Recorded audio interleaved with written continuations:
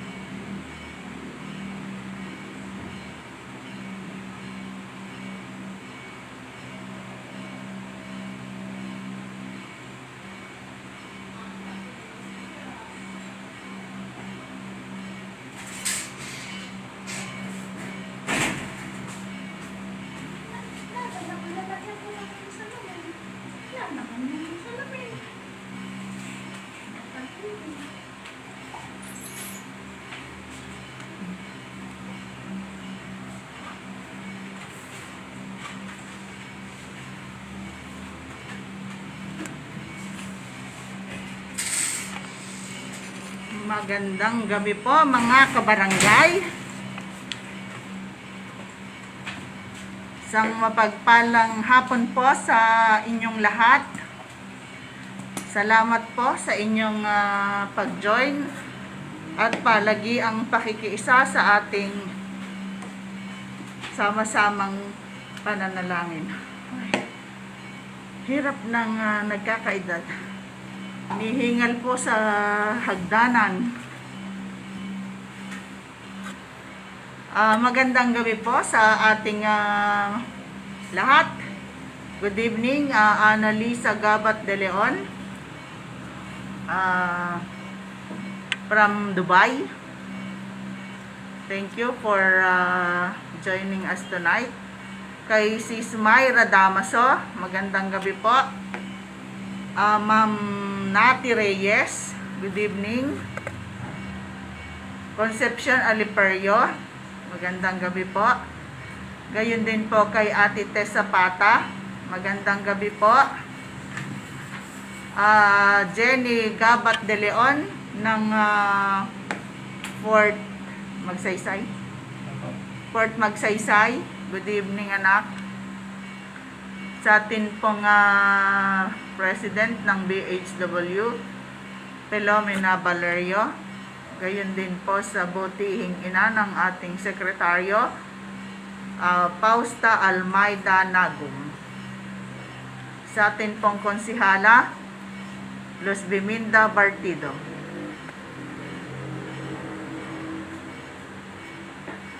Gayon din po kay Nasning Bebe de Leon, isa rin pong konsihala. Sa amin pong kaibigan, Willie Castro, magandang gabi po.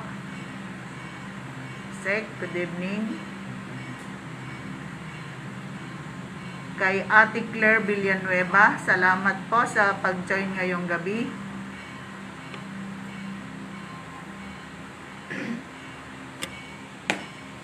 Share po natin mga kabarangay habang nag-aalis po ng nervyos ang ating sister na maglilid po ngayong gabi. Isang mapagpalang gabi din po kay Ate Janet Rivera ng Tarlac. Sa kumari kong maganda, Carol Jacob Dalangin, isang mapagpalang gabi.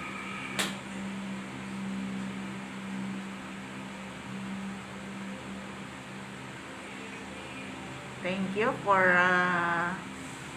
sharing mga kabarangay. Magandang gabi din po kaya sa butihing pastor po, kay Pastor Charlie Pablo, isang mapagpalang gabi po.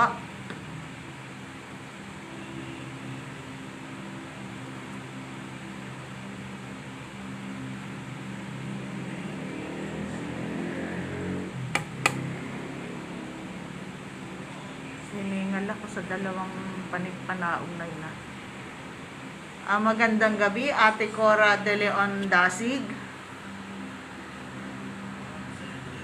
Gayon din po kay Ate Nelia Cordero Vanitas. Sir, nasan yung papel? Tingnan ko yung binigay kanina na pwede ng yung notice. Kung pwede na o ganun pa rin.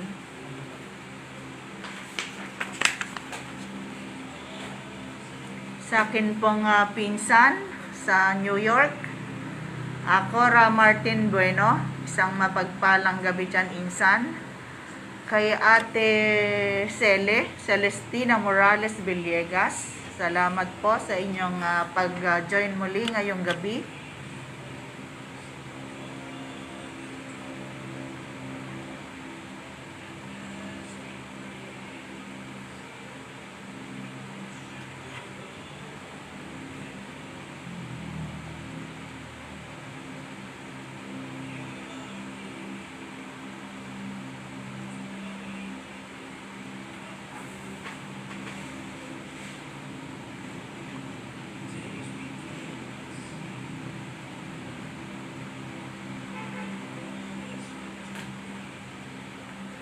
Magandang gabi, Daniel Bartido. Good evening. Kay paring Roger Reyes, magandang gabi po. Meron po tayong dumating na EO o Executive Order na meron pong inililip po pansamantala ang pwede na pong, kumbaga sa po ay pwede na po tayong uminom. Sana po hindi na po sa bahay lang po ang pwede. At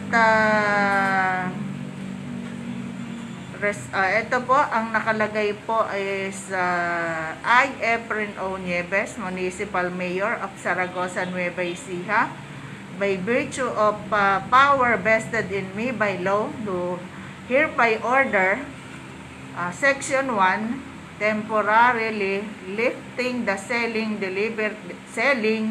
delivery, and consumption of alcohol beverages in the municipality of Zaragoza, Nueva Ecija. Section 2, resumption of operation of accommodation establishment, swimming pools and resorts in the municipality of Zaragoza, Nueva Ecija. Section 3, may mga kondisyon po. Selling of alcohol beverages shall only be allowed within the operating hours of the establishment and from ages 21 years old and above. Yun lamang po ang pwede pong bumili o uminom. Consumption of any kind of liquor or alcoholic beverages is allowed as long as it is done inside residence. Sa loob lamang po ng bahay kayo pwedeng uminom, mga kabarangay. At 3, drinking outside the premises including public places shall not be allowed at all times. Hindi po allowed na uminom sa labas ng ating bahay. Serving of liquor and alcoholic beverages in restaurants, bars, and other establishments are still prohibited. Curfew hour from 10 to 5 a.m. is strictly enforced. Maximum of 30% capacity on all accommodations, establishment, swimming pools, and resorts. Yan po ang bumaba nating EO o memo po na pinaabot dito sa ating ang this order shall take effect on October 30, 2021. Epektibo na po ngayon. Yun po ang kasalukuyang memo po na ipinaabot sa atin. Okay po, magtuloy po tayo. Good evening, Nasning Susan Dasig Reyes. Magandang gabi po. Ate Nati De Leon, salamat po sa pag-join ngayong gabi. Sa amin pong kaibigan, Glenn Flores ng Pampanga. Susan Sagat Liagas ng Purok 3, DHW po ng Purok 3. Mina Dayaw Villegas, magandang gabi. Ma'am Josephine Mamaklay, magandang gabi po. Kay Ate Luz Damaso Paharilyaga ng Papaya, isang mapagpalang gabi po diyan sa Papaya. God bless po. Kay Ate Catalina Penilla, maraming salamat po muli Ate Lina sa pag-join ngayong gabi. Sa kaibigan po ng Barangay Santa Cruz, Robert Ezer Jose, magandang gabi, my friend. Gayun din po kay Susie D. Ruz, isang mapagpalang gabi po. Kay Ma'am Belinda Dasig, isang mapagpalang gabi po. Charito Estabilio, kay Ate Josie Malano, Melody Apolinar Villegas, magandang gabi po. Medyo na-late po sa pagbibigay po natin ng information about Executive Order number 22, series of 2021. Magandang gabi pong muli sa inyong lahat. Ako po ay taos-pusong nagpapasalamat sapagkat ang atin pong bisita na maglilid po ngayong gabi ay atin pong napakiusapan at hanggang ngayon po ay ninenervyos pa rin. Pero praise God sapagkat hindi po niya tayo tinanggihan. Although may nervyos, but with God, all things are possible po. At magandang gabi po kay Mr. and Mrs. Greg and Celestina Sagat. Salamat po sa pag-join ngayong gabi. Ang maglilid po sa atin ngayong gabi ay ang butihing may bahay po ng masipag nating sekretaryo. Walang iba po kundi po si Sister Marita Nagum. Isang mapagpalang gabi po sa ating lahat.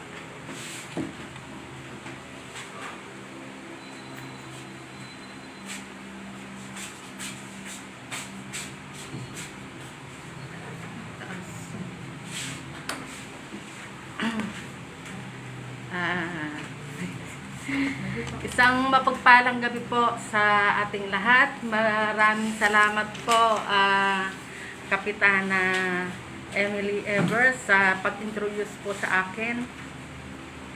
At sa totoo lang po, 2 beses na po itong paanyaya ng ating kapitana. Pero nung una po kasi nabigla po ako sa kanyang imbitasyon, kaya hindi ko po napaoohan. Pero ngayon pong pagkakataon na to, na in-schedule niya ako, ilang weeks pa po bago niya uli ako in-schedule, kaya wala po akong dahilan na para ako'y umatras pa uli na sabihin hindi po ako nakahanda. Kaya ngayon pong gabing ito ay ito na nga po yung pagkakataon na pinagkaloob ng Panginoon sa akin. Siguro ito na nga po yung time para ako naman ang magbahagi ng salita ng Panginoon. Ang salita po ng Panginoon na binigay sa akin, ito po yung kanyang conviction sa akin yung Matthew, matatagpuan po sa aklat ng Matthew 5 verse 43 to 45. Ito po ang sinasabi. Narinig na ninyong sinasabi, ibigin mo ang iyong kaibigan at kapuotan mo ang iyong kaaway. Ngunit ito naman ang sabi ko, ibigin ninyo ang inyong mga kaaway at idalangin ninyo ang mga umuusig sa inyo, upang kayo'y maging tunay na anak ng inyong amang nasa langit. Ito po ang salita ng Diyos. Tayo po ay manalangin muna. Diyos na banal at makapangyarihan sa lahat, maraming salamat po sa gabing ito. At muli mo po kaming pinagsama-sama upang makinig at manood ng iyong programang ito na tuwing sasapit ang alas 6, kami po ay dumudulog at nananalangin sa iyo, Panginoon.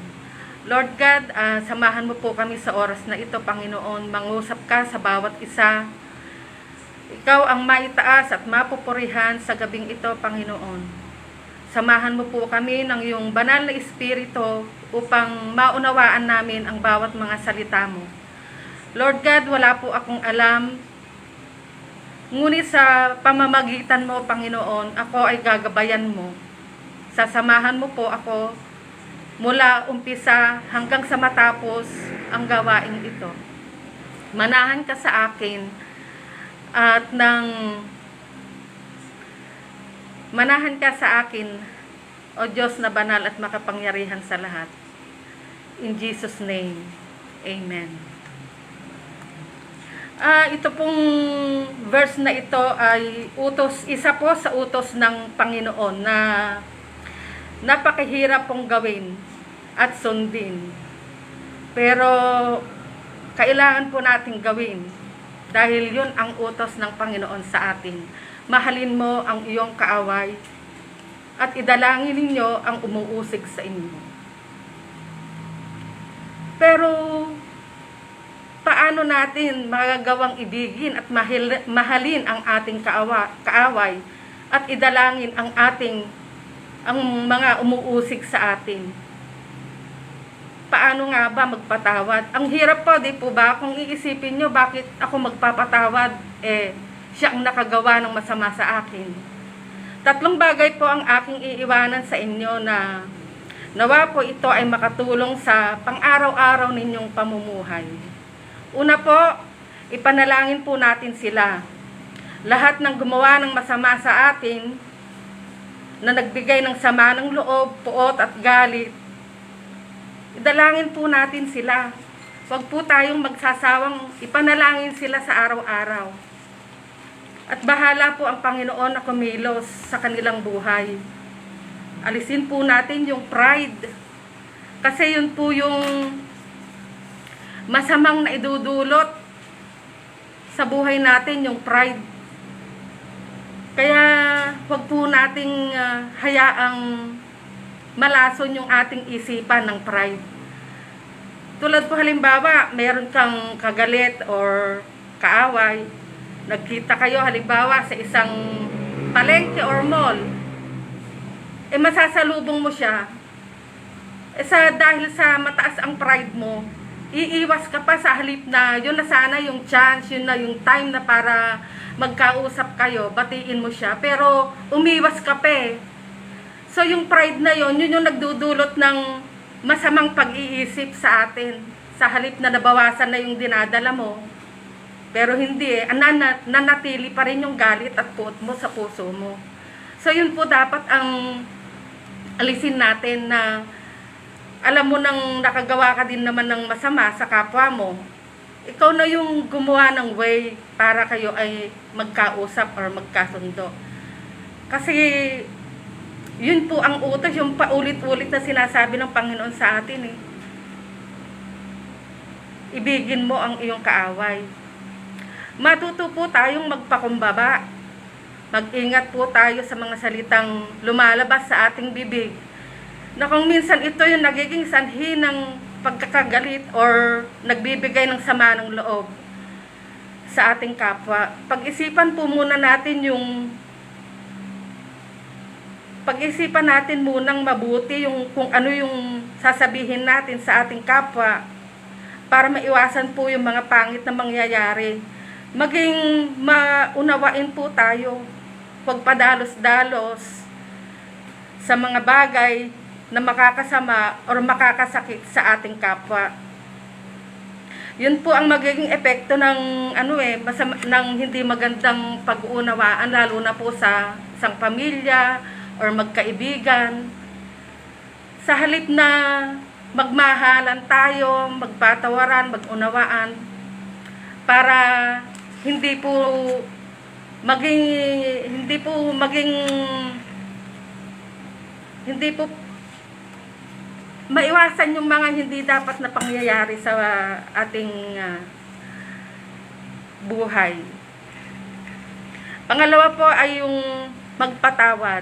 Sa culture po ng buhay natin ngayon, kapag sinabing magpatawad ka, sasabihin sa'yo, bakit ako magpapatawad? Hindi naman akong gumawa ng masama sa kanya. So, bakit ako kasalanan at nakagawa ng mali? Dapat siyang humingi ng tawad sa akin. Kung ayaw niyang humingi ng tawad sa iyo, patawarin mo siya. At ang Diyos ang patawarin mo siya at ikaw ang magpatawad na. Hindi, wag mo nang hintayin yung hihingin niyang kapatawaran sa iyo. Ikaw na ang magpatawad sa kanya. Ang Diyos ang nagbigay ng buong buhay niya para tubos. Di po ba sa Bible, ang Panginoon tinubos niya, binigay niya yung buong buhay niya para tubusin tayo sa lahat ng ating mga kasalanan. Bakit tayo na anak niya, nilalanglang niya, hindi natin kayang magpatawad? Di po ba napakasakit yon sa damdamin ng isang tao na ang Panginoon nakapagpatawad, pero tayo na nilalang niya, hindi natin kayang magpatawad. So, hingin po natin sa Panginoon kung ano yung kalooban niya. Kung yun ay nararapat na dumating na yung time na magpatawad, ikaw na ang lumapit sa taong nagkasala sa'yo. Once na tayo nakapagpatawad at naalis na yung puot at galit sa puso natin, blessing na po yun, napakalaking blessing sa buhay mo dahil nakapagpatawad ka, para kang nabunutan at tinik sa puso mo Ang laking bagay po nun sa buhay mo na nakapagpatawad ka, naalis yung puot at galit mo sa kapwa mo. Alam kong hindi po ganun kadali ang magpatawad, pero dadating yung perfect time na kaya mo na palang magpatawad. Kasi inayos na ng Lord yung puso mong nasugatan. Unti-unti itong ibabalik ng Panginoon yung mga nasirang relasyon sa pamilya, kaibigan, sa in-laws, sa mga ka-office mate mo, sa lahat po ng taong nabigyan mo ng kasalanan. Basta wag po tayong mananawang isama sila sa panalangin natin at ire-restore po ng Panginoon ang lahat ng mga nawasak at nasirang buhay dahil nakapagpatawad ka na. Pangatlo po ay ang love, pag-ibig. Ang pag-ibig po ay malaking blessing na pinagkaloob ng Panginoon sa buhay natin. Kapag may pag-ibig ka sa puso mo, may Kristo ka sa puso mo, lahat ng bagay kaya mong gawin. Kasi may pag-ibig ka na Biyaya yan ng Panginoon na kahit pa anong mangyari at umibig ka sa Kanya, tsak yun, lahat ng gagawin mo ipagkakaloob ng Panginoon. Sabi nga po sa 1 Corinthians 16:14, ang lahat ng ginagawa ninyo, gawin ninyong may pag-ibig. Katulad po ng ating mga health workers na yan, di mga nurse, doctor, di po ba sila mga nag-a-assist sa mga may mga sakit? Lalo na po yung COVID, sasabihin nila nakakahawa. Kung wala silang pag-ibig dito sa puso nila, hindi po nila kayang alagaan ka o pagsilbihan ka. Yun ay profession lang nila, pero pag walang pag-ibig, hindi nila kayang gawin yun na pagsilbihan ka. Lalayuan ka pa nila kasi nakakahawa ka. Ganun po ang katwiran ng ibang mga tao. Kaya, kung may pag-ibig ka sa puso mo, may Kristo ka sa puso mo, the best na blessing yun sa buhay mo. Napakagaan sa buhay kapag marunong kang magmahal. Kasi yan ang tinuro ng Panginoon sa atin. God teach us how to pray, how to love, how to forgive. Ipakita mo yung pag-ibig na ibinigay ng Diyos sa iyo. Maging ilaw at liwanag ka sa buhay ng ibang tao. Isipin mo na lang yung kabutihang ginawa ng Panginoon sa buhay mo. Konting panahon na lang, mga kapatid, ang ilalagi natin dito sa lupa. Gumawa tayo ng mabuti sa ating kapwa, kahit sa maliit na bagay, na malulugod ang Panginoon sa ginagawa natin. Napakasarap sa pakiramdam yung makatulong ka, hindi lang sa financial at material na bagay. Iwasan na nating makasakit ng damdamin ng ating kapwa. Magmahalan po tayo. Dahil sa tulong at biyaya ng Panginoon, kaya nating gawin ito. And just ask God to love us. Ito lang po yung aking maibibigay na mensahe ng Panginoon sa atin. Magmahalan po tayo. Alisin na po natin yung puot, galit sa ating puso. In times come, magsasama-sama din po tayo sa huling hantungan. Kaya, kung gusto nyo pong makasama ang Panginoon, magpatawad po tayo. Magmahalan. At yun po ang biyaya ng Panginoon. The best blessing po na ibinigay ng Panginoon sa atin is yung love. Kaya maraming salamat po sa biyaya ng Panginoon. Amen po. At dadako po tayo sa panalangin. Diyos, amang makapangyarihan sa lahat, maraming salamat po sa iyong mga salita na iyong ipinahayag sa gabing ito, Panginoon. Tunay nga po na napakasarap magpatawad at magmahal ng ating kapwa. Lord God, nawa sa gabing ito, Panginoon, may natouch kang puso. I-open mo po yung heart niya, Panginoon. Tulungan mo po siyang magpatawad, Lord God. Kung ano man po yung mga dinadala niya sa kanyang puso, Panginoon, hilumin mo po, Panginoon. Tulungan mo po siyang magpatawad, Lord God. Alam kong hindi po ganun magpatawad, Lord, pero sa biyaya at habag mo, Panginoon, tutulungan mo po siyang i-open yung heart niya to accept yung kanyang mga nagawang kasalanan. Lord God, maraming salamat din po, Panginoon, sa lahat ng mga biyayang ipinagkakaloob mo po sa amin sa araw-araw. Tunay nga po, Panginoon, na napakabuti mo, Panginoon. Kahit marami kaming mga pagkukulang, pero minsan hindi ka nagkulang sa amin. Hallelujah. Lord God, patuloy po kaming nananalangin, Panginoon, na ang lahat po ng may mga sakit at karamdaman sa oras na ito, Panginoon, dinudulog po namin ang kagalingan, Panginoon. Hipuin mo po sila mula ulo hanggang talampakan, Panginoon. We need your healing power in the name of Jesus. Sila po ay pagagalingin mo, Panginoon, dahil ikaw ang makapangyarihan sa lahat. Ikaw ang may power, Panginoon, na walang imposible sa iyo basta't ginusto mo. Ang lahat nga po ng mga bulag ay binigyan mo ng paningin. Ang lahat ng mga bingi, binigyan mo ng pandinig upang makarinig ng iyong mga mabubuting salita. Ang mga pipi, tinuruan mong magsalita upang makapag-share ng iyong mga mabubuting salita. Ang lumpo na hindi makalakad, tinuruan mong lumakad. Kaya nananalig kami sa iyo, Panginoon, na ang lahat ng may mga sakit at karamdaman sa oras na ito, pinagaling mo na, Panginoon, in Jesus' name. Hallelujah. Hallelujah, Lord God. Lord God, pinapanalangin din po namin lahat ang aming barangay, Panginoon, na tuloy-tuloy po ang biyaya. Walang sawa po yung mga taong nag-share ng blessing sa aming barangay, Panginoon.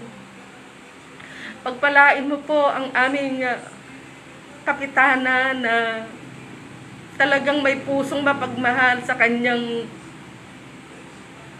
sinumpa ang tungkulin bilang isang ina ng aming barangay, Panginoon. Gabayan at ingatan mo po siya sa araw-araw ng kanyang buhay, Panginoon. Huwag mo po siyang pagkukulangin, bagkos siya ay makatanggap po ng siksik, liglig at umaapaw na biyaya, Panginoon. At yung pong kanyang pusong mapagmahal sa kanyang mga anak dito sa Barangay Santa Cruz, tulungan mo po, Panginoon, na manatili, Panginoon, yung kanyang pagmamahal at yung kanyang panunungkulan bilang isang ina ng Barangay Santa Cruz, Panginoon.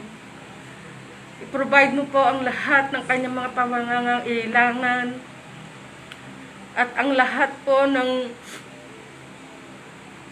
kanyang mga magagandang plano, Panginoon, sa aming barangay ay maisagawa niya, Panginoon. Bigyan mo po siya ng wisdom, karunungan na nagmumula sa iyo, Panginoon, upang siya ay patuloy na makapaglingkod sa iyo, Panginoon.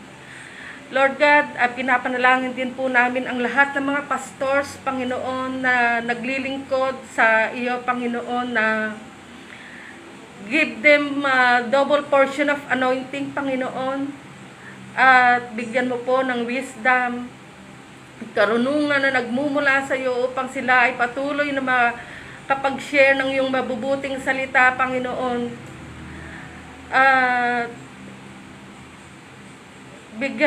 Provide mo po ang lahat ng kanilang mga pangangailangan sa araw-araw. Bigyan mo po ng magandang kalusugan sa araw-araw, Panginoon. Guide them always, Lord God. Protect them, Lord. Kung saan man po sila hahayo, Panginoon, ikaw ang maging kasama nila. Ikaw ang gabay nila sa araw-araw, Panginoon. Ganon din po, pinapanalangin namin ang nalalapit na eleksyon, Panginoon. Ikaw po ang manguna.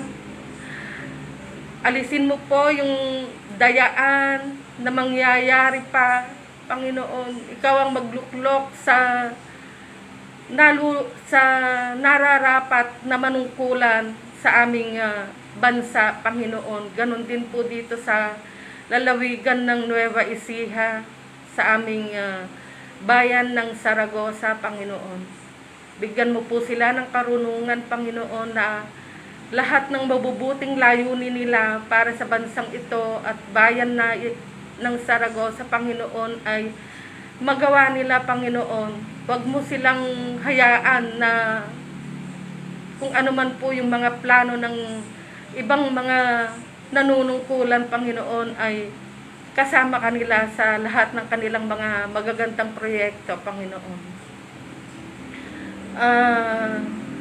Muli po, Ama, kami po ay lubos na nagpapasalamat sa iyong mga salita sa gabing ito at nawa, Lord, patuloy ka mo pong hipuin, Panginoon, yung lahat ng mga tao na nananatiling matigas ang kalooban. Ikaw na po ang bahala sa kanila, Panginoon. Ito po ang aming samo panalangin. In Jesus' mighty name we pray. Amen.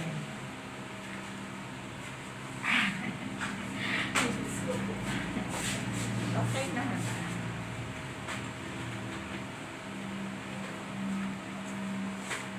Okay po. Maraming salamat po sa ating Sister Marita.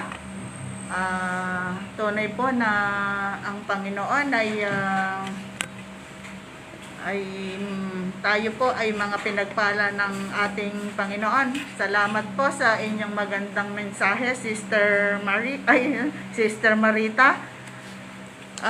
Tunay nga po, mga kabarangay, na ang pananalangin na ay makes miracle. Prayer makes miracles.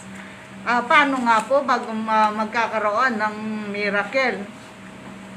Ay kailangan po na tayo po ay maglinis po tayo ng ating mga puso Tulad po ng sabi ng ating ni Sister Marita, magpatawad at humingi ng tawad kung kanino man po tayo nagkasala. Surrender all to our God. Lahat po ay ating isurrender sa ating Panginoon. And always remember po, there's a time for everything. In God's time.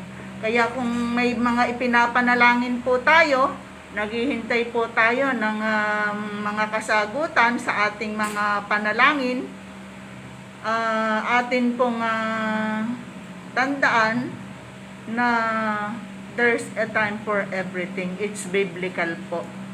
In God's time, in God's perfect time, ang lahat po ng ating mga panalangin, ang lahat po ng ating mga dinudulog sa ating Panginoon ay Kanya pong sasagutin. Good evening po, Ma'am Christine Angel Damaso.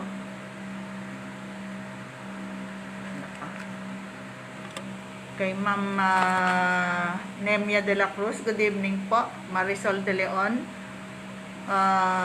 Maris Manangan Hilarion, Celia Nagum ng Denmark, Ma'am Melinda Ligaspi, sa hipag ko, Lina Sabado Sagat, Mayra Damaso, kay Ate Ami Aguasa, kay Bro Albert Soriano, kay Sister Joby Navarro ng Pangasinan, Bless Regalado, kay sa kumpare ko, Roger C. Galigues ng Barangay Concepcion,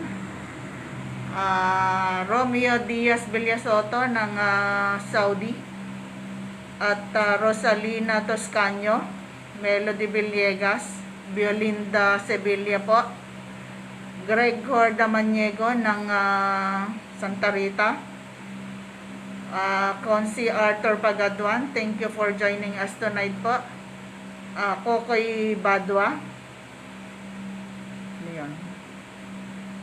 Ernie Nicolas, Russell May Lorenzo, A.R. Masibay, Maureen Eldocal Salvador, Venus Franco Carriedo, Rona May Pineda, Amalia Ordonio, kay Kumaring Ederlina Pascual, at Jessie de la Cruz. Maraming salamat po mga kabarangay sa muli po ninyong pag-join sa ating sama-samang pananalangin sa bawat araw, alas 6 po ng gabi. At muli po akin pong pinapaalala na kapag sama-sama ay kayang-kaya. At with God, all things are possible. Muli po, nawa po ang lahat ay nang nakapakinig ng mensahe ng ating Panginoon ay nagkaroon po ng tumimo po ito sa ating mga puso at magkaroon nawa po tayo ng kaliwanagan sa anumang problema natin. Lagi po nating tatandaan na ang pananalangin po ay isang napakalaking bagay. It really makes miracles. Ano lamang po, intayin lamang po natin ang tamang panahon para sa ating Panginoon. Ang pagmamahal po ng ating Panginoon sa atin ay wala pong katumbas. At muli maraming salamat po sa inyo mga kabarangay, lalo tigit po sa mga nakikijoin po sa ating sama-samang pananalangin na ito na taga ibang lugar po. Pagpalain at ingatan po tayong lahat ng ating Panginoon. Muli po, God bless Santa Cruz, God bless Zaragoza, God bless Philippines. Maraming salamat po sa inyong lahat.